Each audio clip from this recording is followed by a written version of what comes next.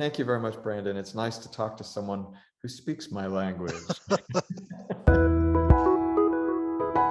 gonna make him an offer he can't refuse. I have a feeling we're not in Kansas anymore. Stuff that dreams are made of. Gentlemen, you can't fight in here. This is the war room. One morning, I shot an elephant in my pajamas. How he got in my pajamas, I don't know. I am big. It's the pictures that got small. Go ahead. Make my day. I'm sorry, Dave. I'm afraid I can't do that. Frankly, my dear, I don't give a damn. Hello and welcome to Front Row Classics, a production of the Front Row network of shows, where we take a look at some of the greatest films ever made. And here's your host, Brandon Davis. Well, hello to everybody out there in podcast land. This is Front Row Classics with NPR Illinois Community Voices. I'm your host, Brandon Davis, and I've got another special interview for all of you. This is really one of the most enjoyable interviews I think I've done this far. Somebody who I've wanted to talk to since I started this podcast and thought about people who I wanted to talk to down the road. I am talking to Mr. Michael Feinstein, and he is a wonderful raconteur, storyteller, just an encyclopedic mind in terms of the Great American Songbook and the music of the early part of the 20th century through the mid part of the 20th century. And this is really, really a special hour that you're going to be hearing coming up here soon. It just a thrill to get to speak to somebody of Michael's caliber, of someone who really at a very young age got to know some of the most important voices and minds behind some of the 20th century's greatest music.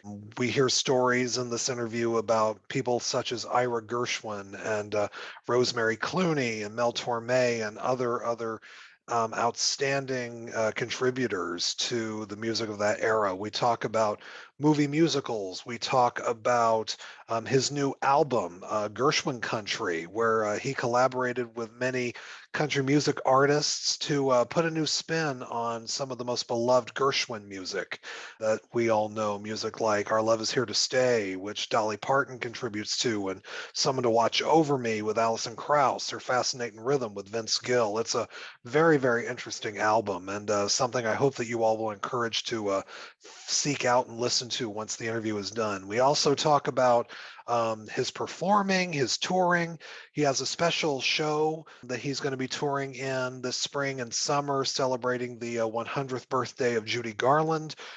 We certainly talk about Judy Garland and her contributions to the Great American Songbook. We talk about Fred Astaire, Ginger Rogers, and everything in between. So here is my interview with Mr. Michael Feinstein.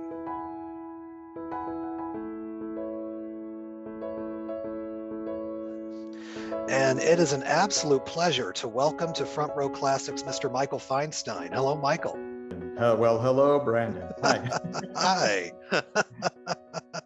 I appreciate you so much speaking to me, and this is a real thrill. And I'm with NPR Illinois, and I know that you are a fellow Midwesterner originally.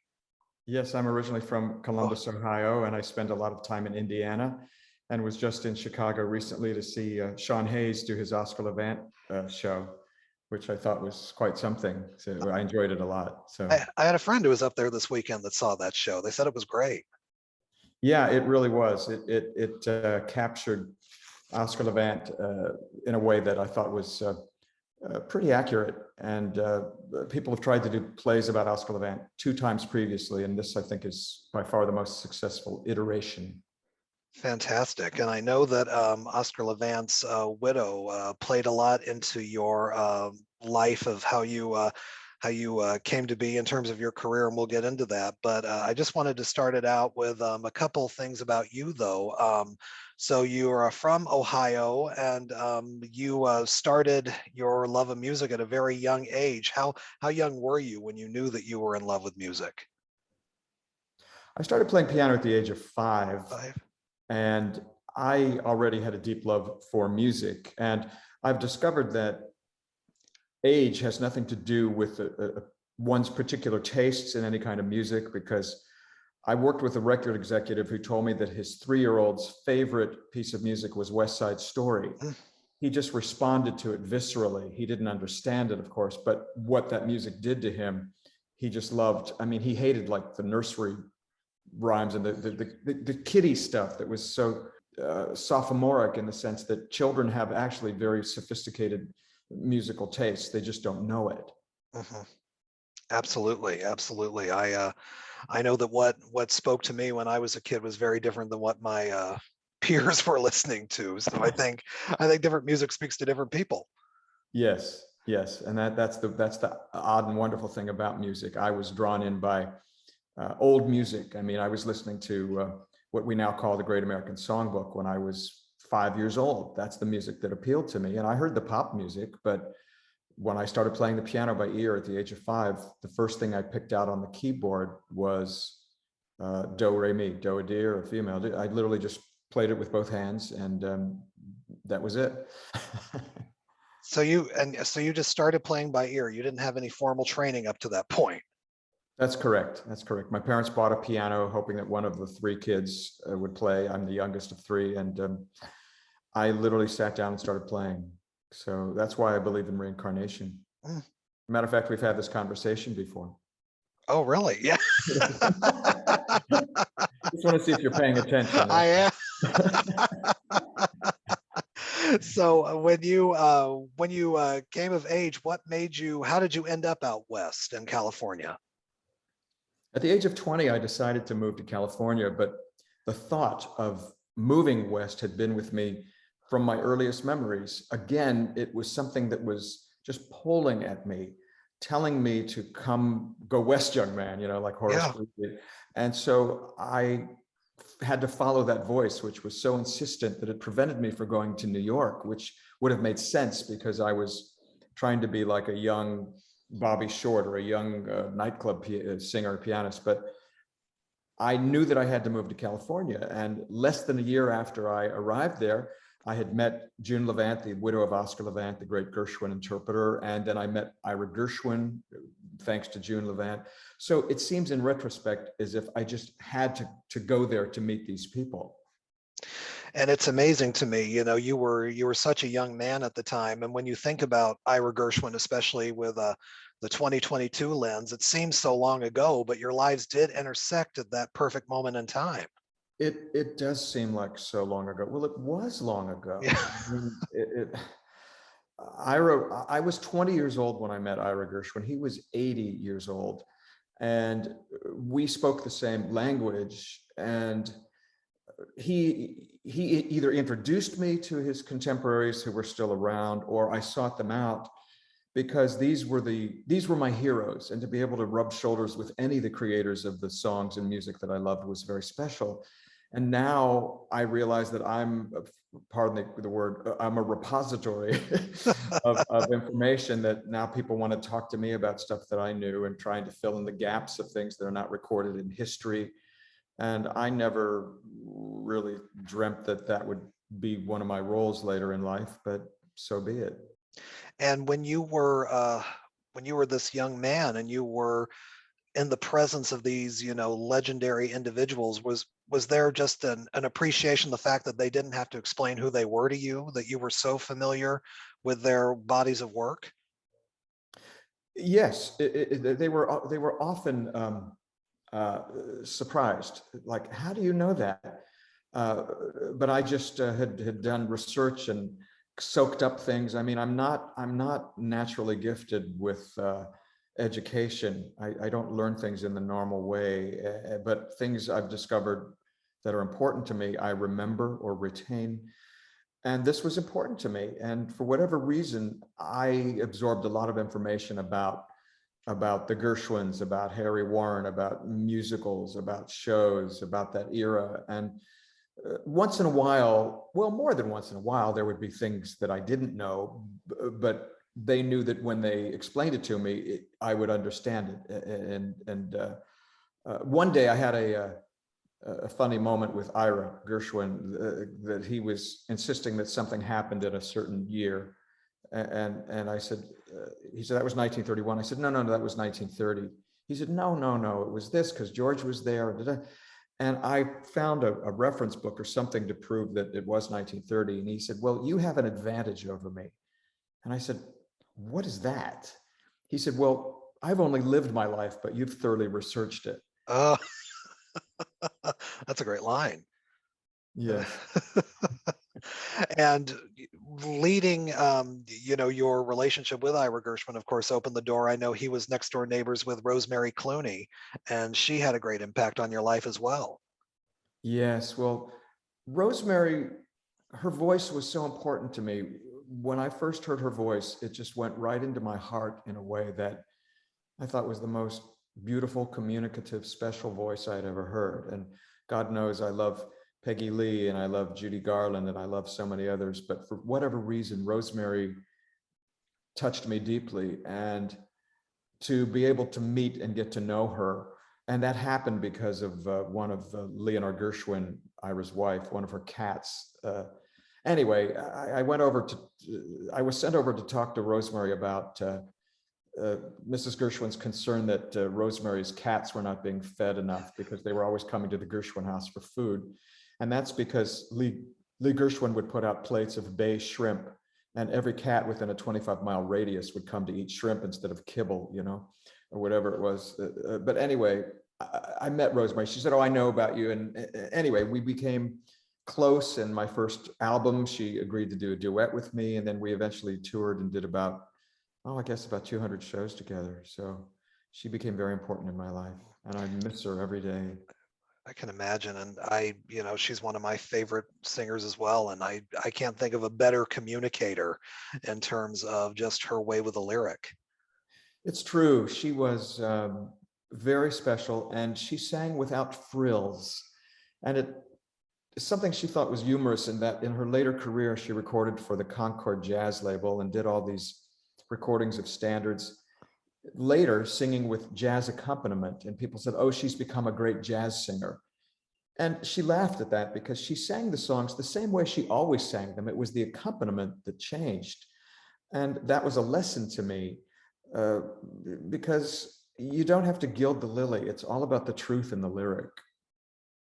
Absolutely. And just going into, you had mentioned it earlier, the Great American Songbook, and you have been, probably the greatest champion and really anthropologist of the Great American Songbook over the last couple decades. And just for our listeners who might not know what exactly the Great American Songbook is, can you just let us know? I was hoping you would tell me. No, I'm kidding. I could try, yeah. Yeah. Well, I'm sure you could. You could probably just define it better than I can. The Great American Songbook is a body of work that, number one, is ever expanding, because I believe that what is labeled as part of the Great American Songbook is a song that transcends the time in which it was created and still has pertinence, still has importance for a contemporary audience. Most of the songs that are in the catalog of the Great American Songbook date from the let's say the 20s, 30s, 40s, 50s. That's considered to be the golden era of classic songs, because there was this amazing group of songwriters that lived primarily in New York, but also in Chicago on the West Coast, that created the lion's share of what we consider the Great American Songbook.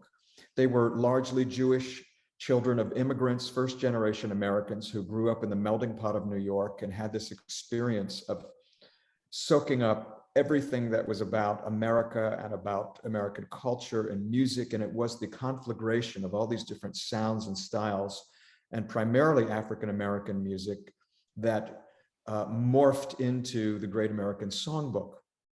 So writers like George Gershwin, Duke Ellington, Fats Waller, Hoagie Carmichael, Irving Berlin, Cole Porter, Richard Rodgers, Sigmund Romberg, Oscar Hammerstein, Frank Lesser. I mean, you can go down the list. The amount of songs that these writers created is the bedrock of what is considered to be the Great American Songbook. But the songs written in the 70s and 60s by Joni Mitchell and Carole King and Neil Sedaka and Billy Joel and Jimmy Webb and Paul Williams, that's another important part of the songbook. And I believe there are songs being created today that if they are collectively known and heard by millions of people, that they're just part of the culture, they will become part of the enduring songbook. Even though I listen to contemporary music and I think, well, that's not going to last. And a lot of it doesn't.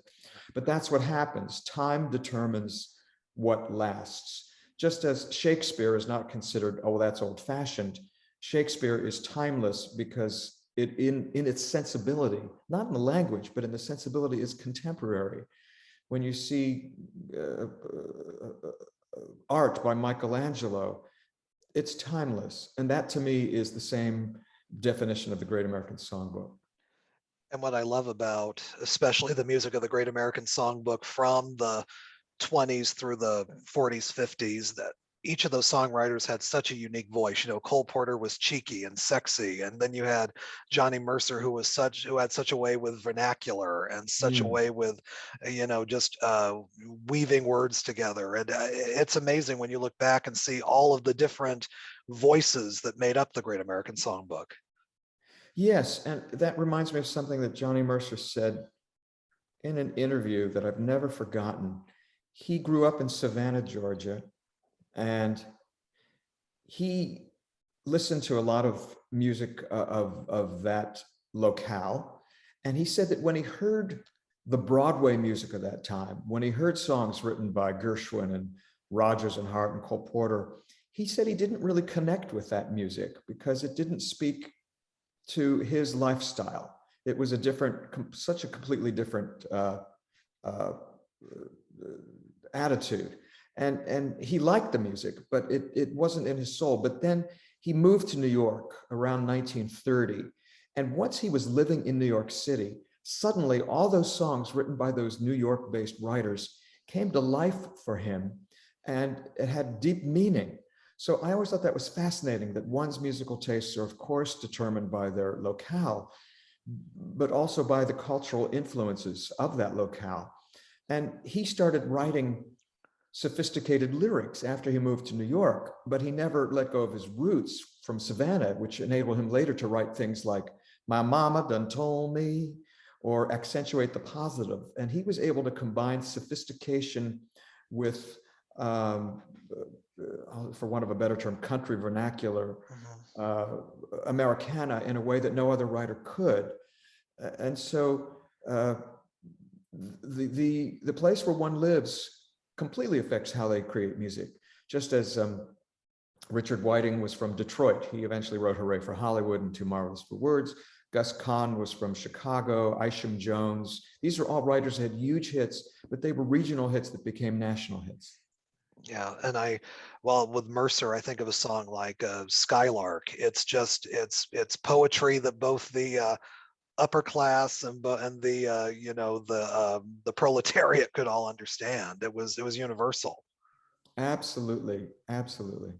Going back though to your relationship with Ira Gershwin for a little bit though, I'm sure when he and George were writing at the time, it just it didn't seem as unique or special as we consider it today. When he looked back at the time that you knew him, was he able to look back on that body of work with a certain pride, or was he too involved with the work to think of it that way? Ira was always amazed that in his 80s, he was making a living from songs he'd written 60 years earlier, or 50 years earlier. He said, we just did our job. We were writing, we're working on a show. We had a deadline. They were doing the work. And he never dreamt that a song that he wrote for OK in 1926 called "Someone to Watch Over Me" would become an enduring standard. They didn't think in those terms. There was no precedent set for anything like that.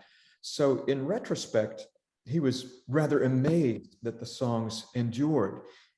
He knew they were good, but there was never any thought of longevity or making a lot of money or these copyrights becoming gold. There was none of that, and it made him laugh. I mean, he thought it was wonderful and humorous that these things he had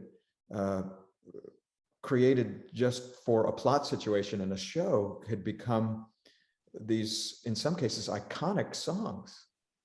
Mm.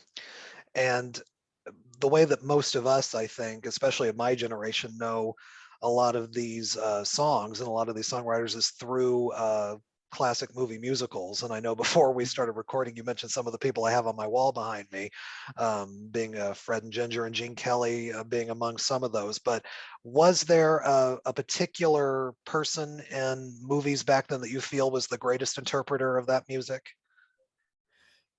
Fred Astaire. Mm. Fred Astaire was, to me, the perfect interpreter. He hated his own voice, so much so that, well, I don't know if maybe hate is too strong of a word, but he didn't like his own voice.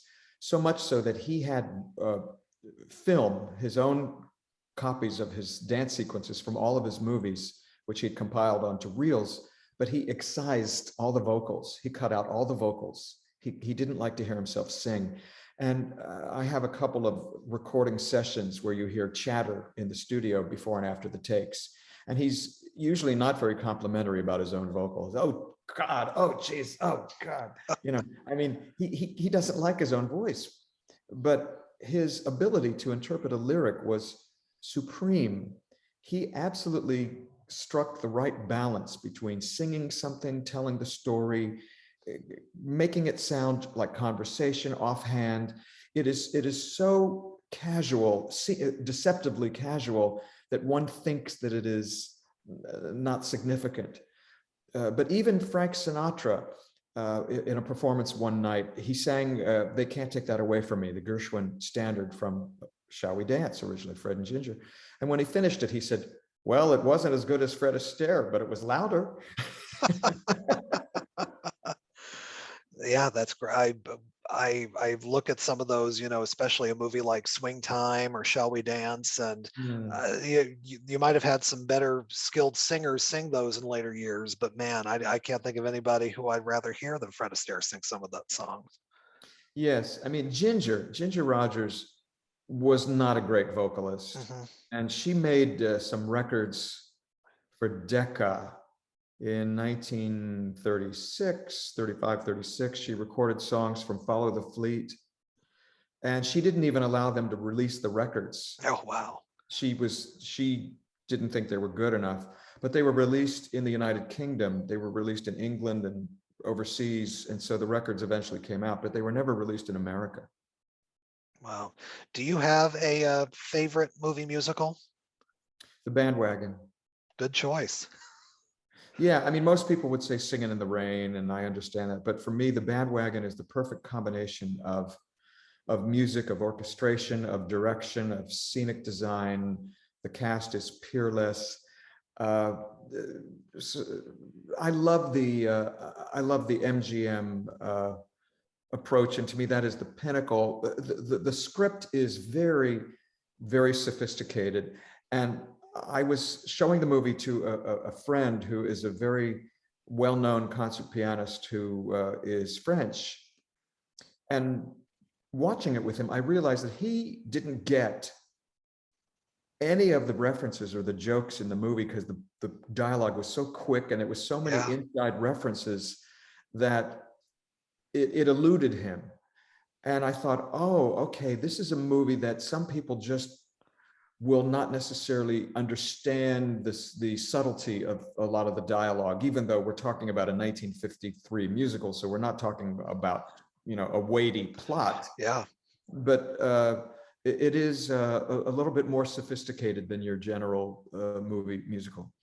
Well, and I think anyone who has ever been involved in any kind of theater, whether it's community theater or professional theater, can relate to some of the situations in that show. And of course, if you haven't been involved in theater, you won't quite understand it. But yeah, there's even though it's written, I think, by Condon and Green also, it's got a cynicism that Singing in the Rain doesn't have that lends to some of the comedy.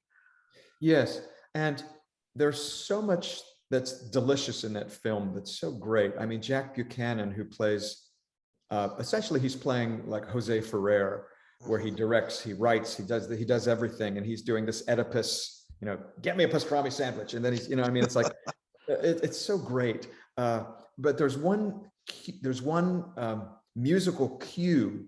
It's not a song in the film, but this out-of-town audience goes to see a preview of this musical that they're working on, and they leave the theater shell-shocked.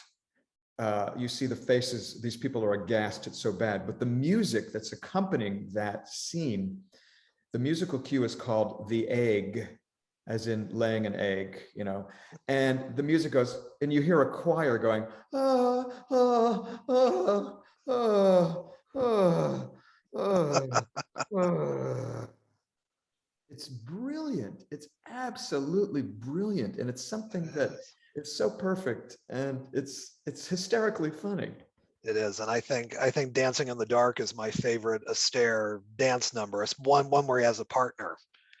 Yes, and it's orchestrated by Conrad Salinger, who was the greatest greatest Hollywood orchestrator of musical numbers, who is one of my heroes and whose scores are largely lost. Many have been recreated by John Wilson, but Salinger is it for me, and was for everybody else too. Everybody I talked to about Conrad Salinger, Saul Chaplin, Andre Previn, David Rax, and all the people I knew who, Ira Gershwin, loved Conrad Salinger. His favorite orchestration of They Can't Take That Away From Me was done by Conrad Salinger for the Barclays of Broadway.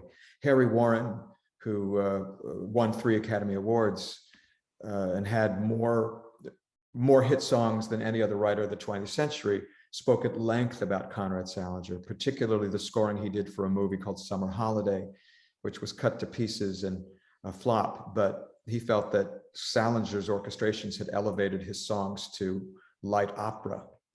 I saw Summer Holiday when you introduced it on TCM a few years ago, and first time I had ever seen it, and it's not a perfect movie, but the music in it is wonderful. It is. It's interesting because Ralph Blane was Harry Warren's collaborator. Ralph Blane was primarily a lyricist, but also wrote music, including a Broadway musical called 3 Wishes for Jamie, for which he wrote music and lyrics.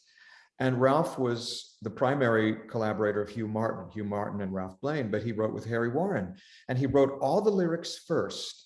And Harry Warren set all of those lyrics to this incredible music. And that to me is one of the most difficult things to accomplish. Even though one day Harry said, you know, if you look closely at those lyrics of Ralph's, you'll find words in there that don't mean anything. I said, okay. I haven't found any yet, but I think about that every time I think about that movie. You mentioned about Conrad Salinger and about a lot of his stuff being lost, and you of course have spearheaded the Great American Songbook Foundation, and you have been able to save a lot of precious materials that otherwise would have been just thrown away forever. And can you tell us a little bit about that? Yes, a number of years ago, I started thinking about all of the things that I've collected. I started collecting records when I was very young, but I didn't really start collecting orchestrations and other ephemera relating to music until I was a little bit older, after I moved to California. As a matter of fact, there's things that I encountered that I wish that I had saved that are now gone because I didn't have the wherewithal to understand how important it was. But I started getting such a huge collection of material that I realized that I had to think about where it was going to go and how to preserve it. And so I started an organization called the Great American Songbook Foundation, whose initial purpose was to preserve artifacts. And indeed, we have an extraordinary archive that's ever growing of a lot of material that would otherwise be lost. And it's quite exciting to be able to preserve musical arrangements for Frank Sinatra, Bing Crosby, Rosemary Clooney, Judy Garland, etc. And then all of the memorabilia and photographs and research material. We have Meredith Wilson's archives. So if one is doing research on the Music Man, we have all the papers that tell the entire story of the genesis of that. And it goes on and on.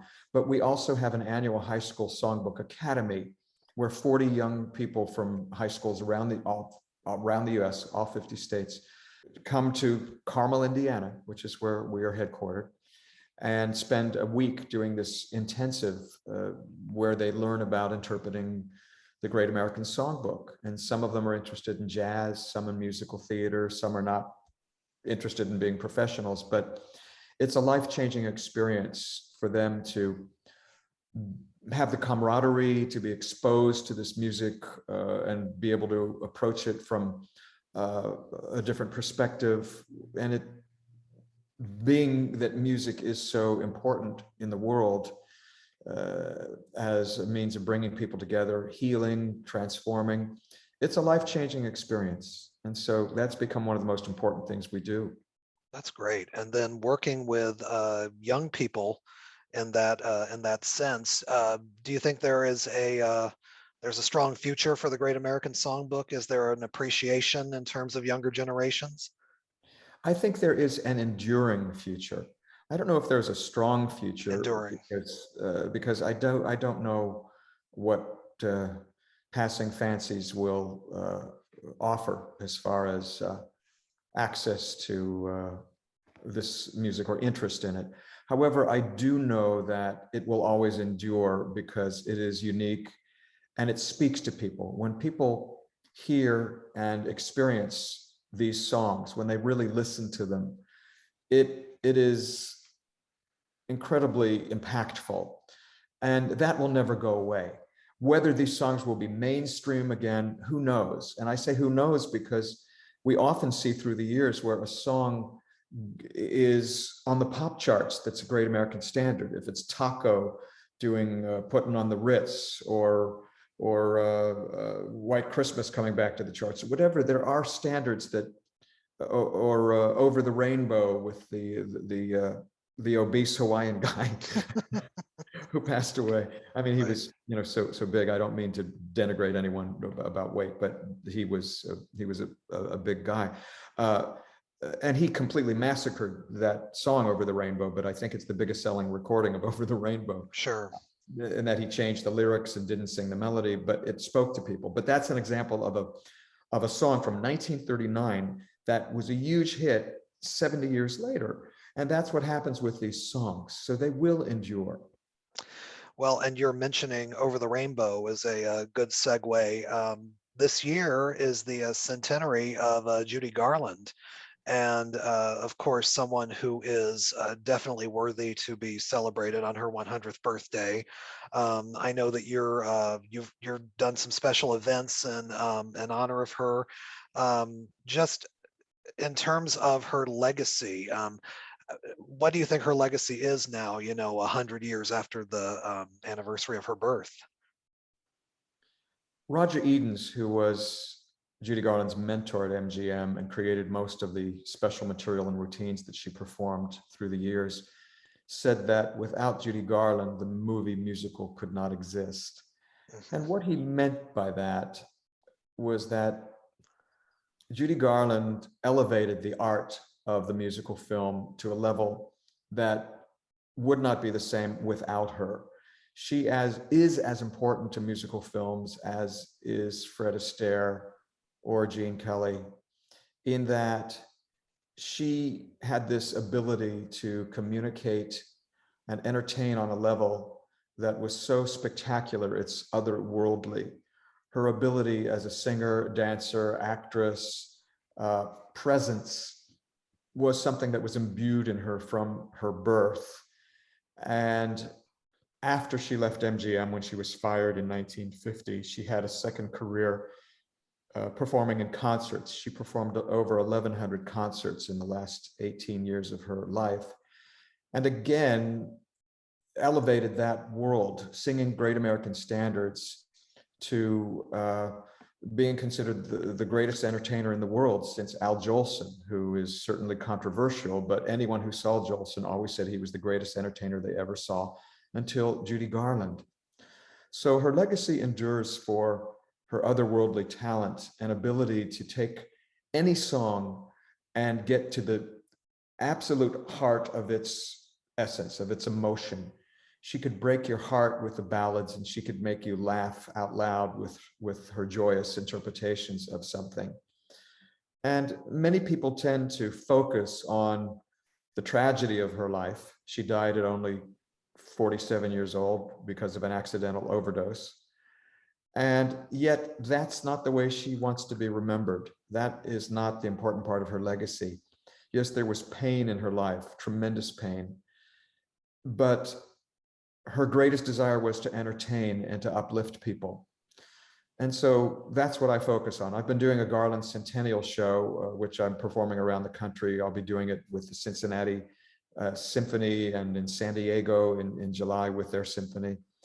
And to be able to revisit her work from a musical standpoint is daunting for a performer, but also quite extraordinary when one sees what she accomplished in only 47 years. I just watched, at the time you and I are recording this, it was just a couple of days after Easter, and I watched Easter Parade on Easter night, and it's just amazing. You know, there's something about her interpretation, just her emotional being. It just cuts right into your heart all these years later. You know, when she's sitting at the bar singing "Better Luck Next Time," what a transformational moment in that movie. Well, she was honest. She knew how to make people feel like it was honest, because you're performing with a camera and you're lip syncing, and it's all of this artifice to present something that's supposed to seem real. And she was the most real performer, and that's why people relate to her. That's why The Wizard of Oz was a success. I mean, imagine Judy Garland had only made, let's see, it was 1938, 39. In the 2.5 years prior to The Wizard of Oz, she had made 7 motion pictures from the time that she signed at MGM. So they had her working like crazy. And suddenly they're putting a $3 million budgeted film on the shoulders of a 16-year-old girl. It all hinged on this girl. I mean, can you imagine that a studio would take the financial leap to put $3 million on this kid? But that's the confidence they had in her at that point. And look what she did. She created the most iconic, beloved musical film of all time, but she was only 16.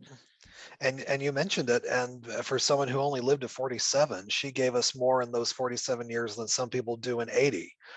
Yes. It's phenomenal. Yes, it is.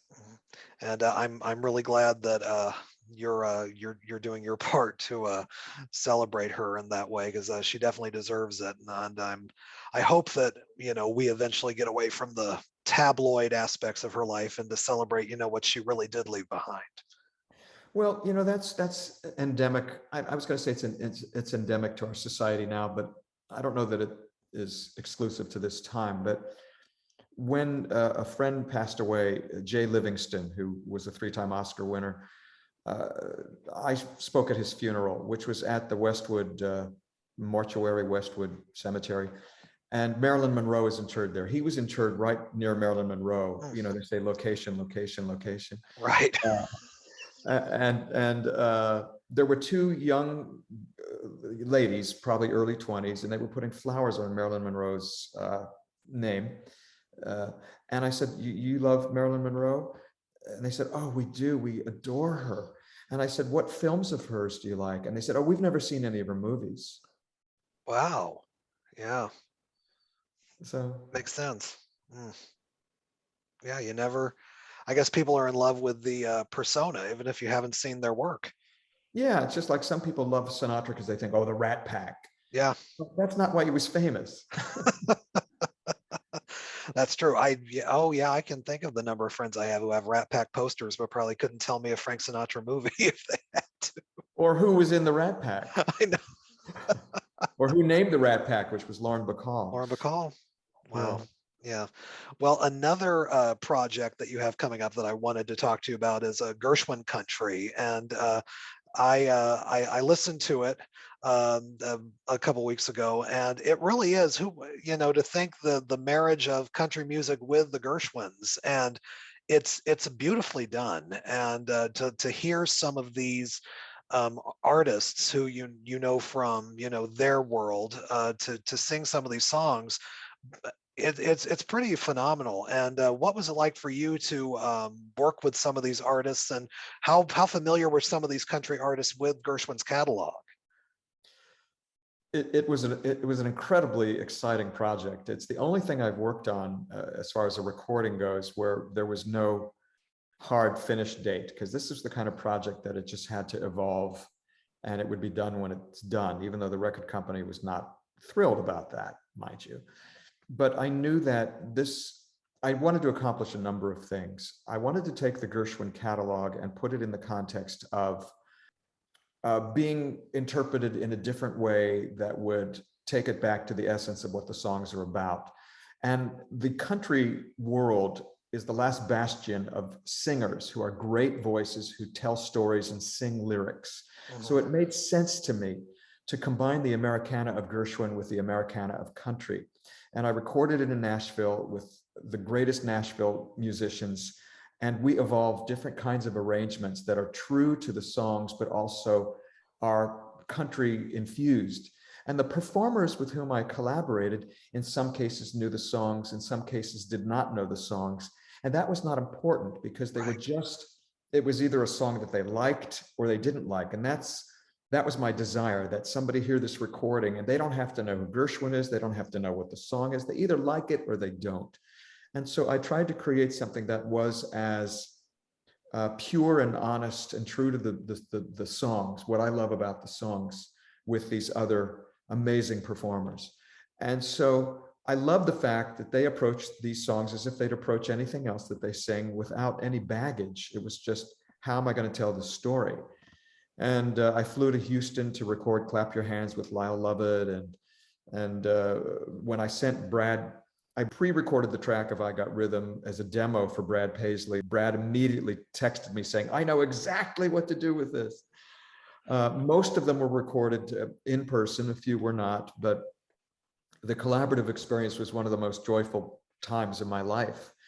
And also figuring out how to do these as duets, because a lot of duet recordings are just sort of phoned in. You sing a line, I'll sing a line, but these were very collaborative with harmonies, with intricate intertwinings that gives it a gravitas I hope people will feel. Yeah, some of my favorites. I thought Vince Gill and the Time Jumpers were great with Fascinating Rhythm. That was a fun track. And then Alison Krauss, Someone to Watch Over Me, was beautiful. Thank you. Well, the Time Jumpers, that was great fun because we literally built that arrangement in the studio. We'd say, oh, let's do a key change here. Let's go up here. I got an idea for a tag, Fascinating Rhythm, Fascinating Rhythm, Fascinating Rhythm. We just kind of work it out and then we would record it. It was great. Oh. With Alison, we recorded in the studio, and then she wanted to take time and go back and listen again. And that probably was the longest gestation period of any track until she was satisfied. And I just got out of her way. Well, and then also, of course, not to forget Dolly. Hearing her do Our Love Is Here to Stay, I'm like, Dolly's voice with that song was just a wonderful union. Well, I'm thrilled with that track, and that's why I wanted it to be the opening track on the recording, because most of those vocal ideas are Dolly's. She worked very hard on that track, and I love what she came up with. She came up with ideas for that duet that I never would have come up with. So, oh my God, she's incredible. And well, and Our Love Is Here to Stay is one of those songs where I can hear it in any iteration and it moves me no matter what. But me too. Yeah, absolutely. Michael, before we get ready to wrap up here, just a couple more questions for you. You also work heavily with the Library of Congress on the Preservation Board, correct? Well, I finally retired myself from the board last year. But it was something that was exciting to be a part of, to name songs to the permanent recording registry, even though I do quibble with some of the more recent choices. But again, it's about a broad spectrum of musical heritage, not only but recorded sound heritage. So it could be a news broadcast or a home recording or a field recording. And working with the other members of the board was one of the most wonderful parts, because I came in contact with amazingly talented people in their field that I never would have otherwise. It's so, because there's so few slots every year. I'm sure it's just a yeoman's task to be able to decide what goes in every year.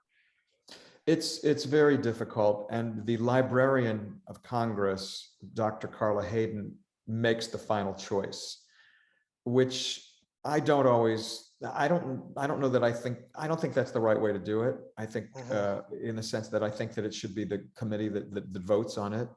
Not that she's wrong, that just is one person's opinion, even though she works very carefully to consider everything. But nevertheless, it still, I think, is a wonderful cross selection of recordings. Absolutely. And also, you mentioned Carmel, Indiana earlier, and I had the pleasure of being in Carmel a couple weekends ago. I was at Feinstein's at Hotel Carmichael to see Lucy Arnaz, who's a friend of the podcast. And I got to tell you, it was a wonderful setting, a wonderful evening, great food. How did you get involved with putting your name on these different nightclubs? Well, when I was working with a manager many years ago, 20 some years ago, he said, what do you want to achieve in your career? I said, I'd like to have a nightclub. And so we approached the Regency Hotel and created Feinstein's at the Regency. And from there came opportunities for other clubs. And it is not always a money-making prospect. Right. It usually isn't. The old joke is, how do you have $1 million and go into the nightclub business? You start with $2 million. Because it's something that, to me, is important to preserve, in the sense that an intimate performance, to perform in a small space, is very different from a concert hall. And even though I love playing the Hollywood Bowl or any, Carnegie Hall or whatever, to perform in a nightclub in that setting is a very different fundamental experience, and that's why I keep doing it. And the club in Carmel, the Feinstein's at the Carmichael, is in some ways the best room, in that it was purpose built. It was built from scratch as the hotel was being constructed. So that's the first time I had the opportunity to have a hand in planning a nightclub. It's great. And it was such an intimate space, but there's nothing like, having that sort of intimacy with the person on stage so up close. Yes, exactly. And many performers, I've asked a lot of Broadway, very well-known Broadway performers if they would do a nightclub turn. And often they say no, because they don't want to be that close to an audience. They don't want to see the faces of the audience. They're used to being in character. So they don't know how to relate to somebody as themselves. So it's interesting. It's a very different experience. Absolutely. Just a couple final questions, Michael, for anybody who's wanting to just hear something special, hear something unique. What do you think is an underrated movie musical that has a great score that not too many people know about? Oh, golly. Well, we'd mentioned Summer Holiday. I love that. Trying to think of other musicals that have, Sky's the Limit. The Sky's the Limit, Fred Astaire and Joan Leslie, that has One for My Baby in it. Not that many songs. I'd have to give that more thought. You kind of caught me off guard in that. Nothing springs to mind because there are so many musicals, so I don't want to misstep. But what about you? What do you think are? I love Good News, with the 1947 MGM musical. I think that's fun. That's got the best things in life are free, and and you've got some wonderful. It's nice. It's fun seeing a young Mel Torme in that movie when he sings "Lucky in Love." Yes, whom Judy Garland always referred to as Mel Torment. I've heard stories. Yes. I knew Mel. He was a difficult guy, incredibly talented and a great singer, but not always easy to be around. Right. Well, and also, I also love. It's a movie that if you read about it on paper, probably shouldn't have worked. Mentioning Judy though, Summer Stock. If you were just to read the script and everything, I don't know that you would necessarily think, hey, this is something unique. But for some reason, the energy in that movie and everything just works together wonderfully. Yes. Yeah, I'll go along with that. There's a lot of great Bing Crosby films that are neglected. I mean, there's a movie called Mississippi with W.C. Fields that has a Rodgers and Hart score. Sometimes there's great single numbers that come from a musical and the rest of the film is not worth watching. Right. It's like there's a terrible musical, not terrible, I mean average. It's actually okay. It's called Start Cheering, 1937, stars Hal Leroy, Gertrude Nielsen. But there's a number in it called Rockin' the Town. It's Johnny Green's orchestra, and it's got a huge dance thing. It's a fantastic song. Johnny Green wrote it. And it's one of my favorite numbers because I just love the song so much.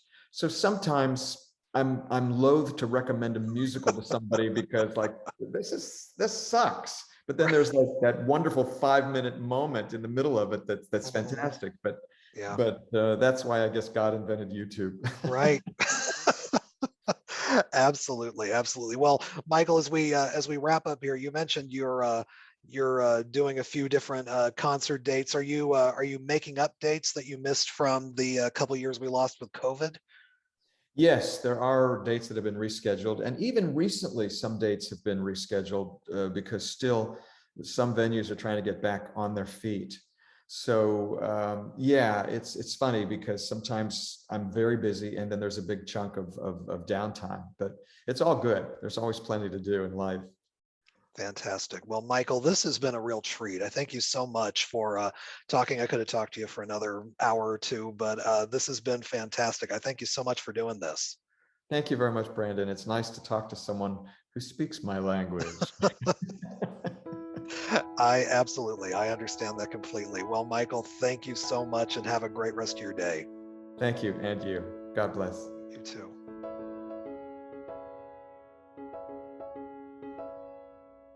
Once again, that was a fantastic conversation to get to talk to Mr. Michael Feinstein. Certainly hope I can speak to him again at some point. We could have gone on for a long time about, any number of topics about the Great American Songbook, and would love to talk, maybe get him on to talk just about a specific movie musical sometime so that we can really dig deep. But what a joy to get to talk to somebody who has as much enthusiasm about this era of show business that so many of us do. And he's just a wealth of knowledge and just a great storyteller. And it was such an honor to get to talk to him. So thank you, Michael, and you're welcome back anytime. That concludes this episode of Front Row Classics. We've got a lot of stuff coming up in May. Eric and I will be talking about Bonnie and Clyde coming up this month. So that's another one of those landmark movies from 1967 that we have sort of been covering over the last year, and a really pivotal movie in film history. And then our friend Allison Means is joining us again, and we're going to be talking about another special movie, A Place in the Sun, from George Stevens with Elizabeth Taylor, Montgomery Clift, and Shelley Winters.